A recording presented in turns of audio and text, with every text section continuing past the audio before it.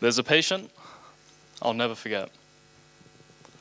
She walked into the practice with a cane, and she left without it. I didn't treat her body, and no, she didn't forget it. But something else did happen. And that's the power of what I would like to talk to you about today. You see, what you think can directly shape what you feel. Your thoughts can either hurt or heal your body. I could just talk about this, of course, but experiencing is something else entirely, so let's do that. I'd like to ask you all, to invite you all, to think of the best situation in your life. This could be anything. This could be like, for example, your graduation, love, a celebration, marriage, a child, anything.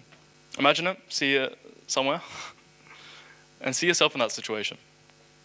What you were wearing, if you were sitting, standing, or dancing. Then I'd like to ask you to take a step into yourself this time.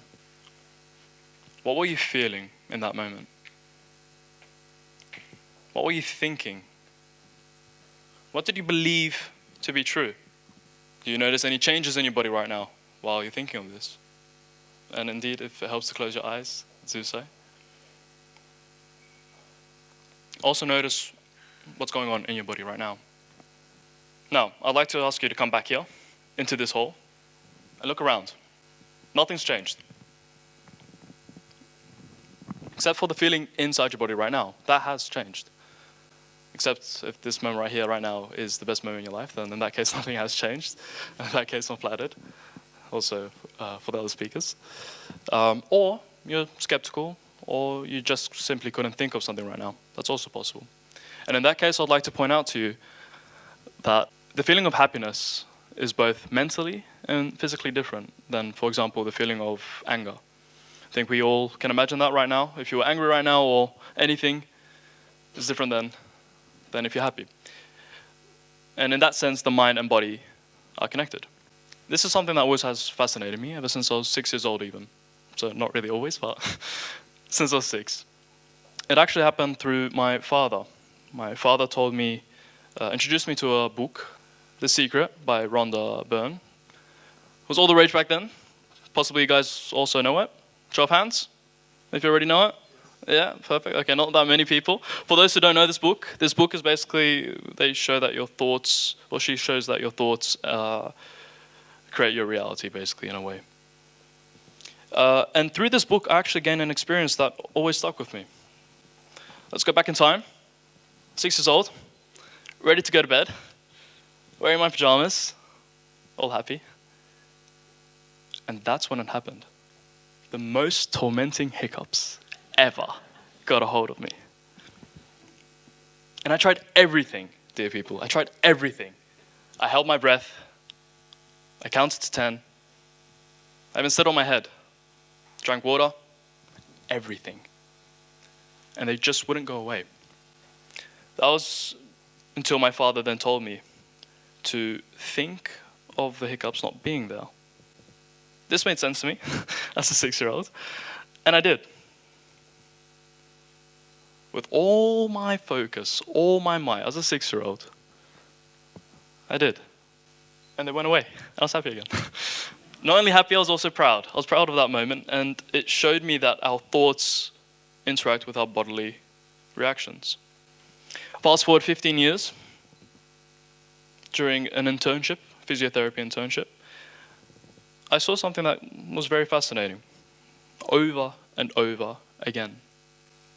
There were patients who were stressed, who were worried, who didn't really want to move, for example. And these patients, they recovered much slower than, for example, the counterpart, patients who were confident, who felt safe, who felt that it was okay to move.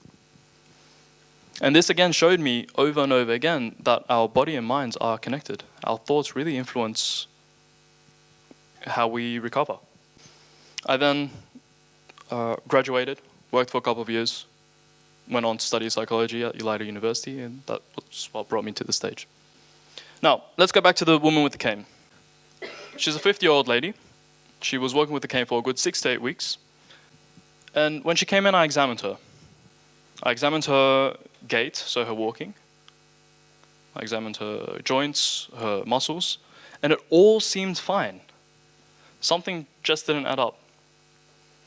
So I asked her to walk without the cane to see how that would go. And that's when it happened. She froze. She didn't freeze because of the pain, but she froze because of the fear of falling. And you see, this fear that she had unconsciously stiffened up her leg and created instability. And this instability then justified the usage of the cane. We talked about this for a good 20 minutes. We did the same experiment in the beginning, and I showed her that her thoughts created the tension in her body, leading to the stiff leg and the whole story. Then I asked her to walk without the cane, and she did. And she was able to walk without the cane. She left the cane, and she was happy, as you can see. She did need rehab, however, because she didn't use her leg for like a good amount of time. But the primary barrier, that was broken. And it wasn't her leg. It was her mind, her thoughts. So, I also see this with a more common issue, back and neck pains. Show of hands, how many people here have ever experienced back or neck pains? Okay, a good majority, yeah. Beautiful. Well, you're not alone. In fact, 80% of people have experienced back or neck pains at one point in their life. And it's the third most common reason people go to the GP, to the doctor. And 90% of this 80% is what we call aspecific, meaning there isn't a specific diagnosis, a specific medical diagnosis to their pains. And usually it's just due to muscle tension. But before we go there, and looking into that more, how many people here have changed their posture? Now that we're talking about the back and neck pain, show of hands? Yes? Okay, interesting. We're going to go there as well in a bit. But first, the working of behind the issue.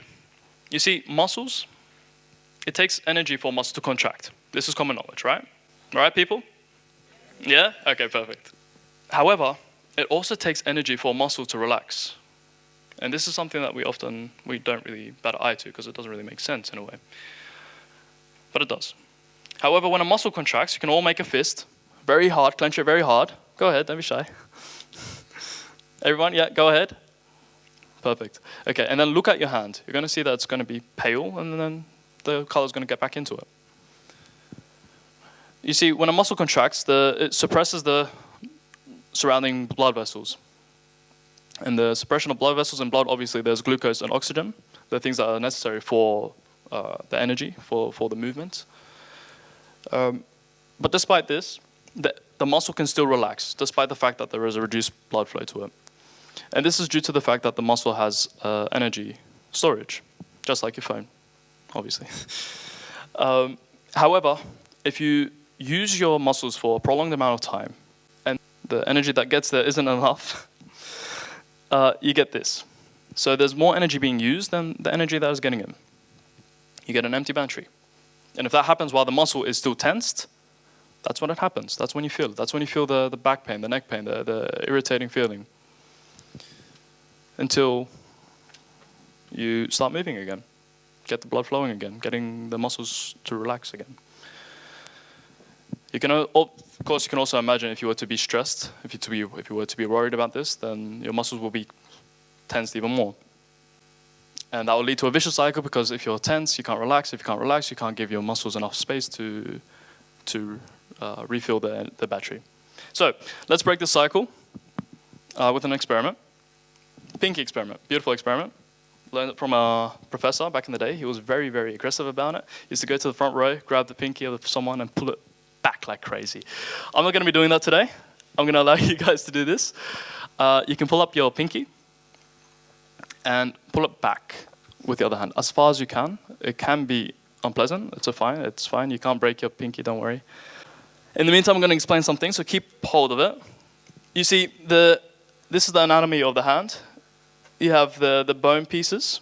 By the way, if your pinky is broken, oh, not broken, but if it's hurt or anything, you can use other fingers. It's completely fine. Same idea. There are bone pieces, and in between the bone pieces, there's obviously, they create joints, and with the muscles, they make movement possible. Don't worry, you don't have to memorize all these muscles. That's something else. The same thing with the back. The back, the spine, is made out of vertebrae, and these create joints together, and together with the muscles, like a lot of muscles, as you can see here, there's not even all of them, they create movement. They make movement possible. Now you can let go, finally, and you can move your pinky around. Uncomfortable, right? Painful. Right? I'm not seeing anyone, yeah? Okay. I don't know how, okay, perfect. Not so much that it's very much painful, but it does add to the idea of it. This is the same thing if you if you were to sit in a position for too long, like sit up. If you were to sit for too long, maybe right now you might even feel it, like that feeling, uncomfortable feeling. Seeing some nodding, yes. Or if you stand for too long for work or you're studying, anything like that. So that's why you need to move. That's why you need to move it again too. Because right now, if you continue moving your pinky, it's going to go over. Probably by now, it's much less than what it was a minute ago. But you can imagine, if you were to stress about this, if you were to stress about the fact that your back is hurting you, and you start worrying, you're going to tense up your muscles again. You're going to avoid moving, the very thing that you need to do to get the blood going again. And that's why perspective matters. You see, your thoughts can either tense up your muscles, increase pain, and limit you. Or they can release you, restore you, and free you. Sometimes healing isn't about fixing the body. It's about cultivating the mind, using your thoughts, using your mind. And just like the woman in the beginning, now without a cane, when you change your perspective, you can change the way you walk through life. So next time when you have this back pain, if you have this irritating feeling, don't ask, what did I do? Ask instead, what am I thinking? Thank you.